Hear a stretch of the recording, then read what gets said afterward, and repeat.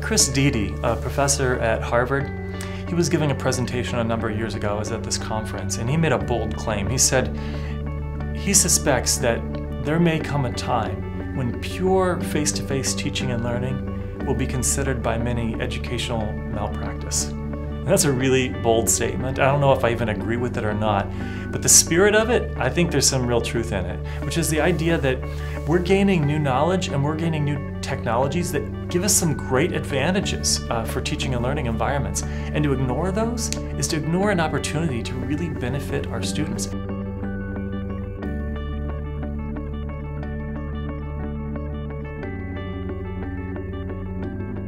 I'm Bernard Bull, Assistant Vice President of Academics and Associate Professor of Education here at Concordia University, Wisconsin. This is the third MOOC that Concordia has offered, and this one we created because it's such a hot, high-interest topic. And I'm not talking about doing it just because it's trendy or fashionable, but this is an initiative with technology that's really getting to the heart of Concordia's mission. Some people talk about it this way, that blended learning allows you to give students some control over time, pace, place, and pathway. And so giving the students some control over time and pace, that's something that just doesn't work very well in a traditional face-to-face classroom. So the teacher has a 45-minute class period, and oftentimes all the students are working on about the same thing for that same period of time. But what if one student could learn what they needed to in 10 minutes and another student needed 2 or 3 hours? How do you manage that kind of a learning environment? Well, blended learning allows us to get into some of those questions and to come up with some solutions that are really student-centered, that can really help us serve each student better. This is a topic that many people are talking about. There are tons of resources out on the web about blended learning. So why do another one, right? Why offer another course, another professional development opportunity?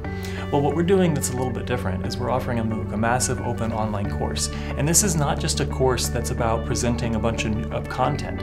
We will be pulling together content and resources from other places. But part of what we want to do is build a community where people can collaborate and network and explore the possibilities together. So the students in this class, the participants, are just as valuable as the presenters of content. It's about building connections with other people who have shared goals and shared interests, and it's about getting those brains together and each of them contributing new insights, new perspectives, each of them gathering different resources and sharing them with the entire group. And collectively, they're able to do things that would never be able to be done by a single person. So I am super excited about getting people together and just seeing what kind of knowledge we can create together and how we can help one another.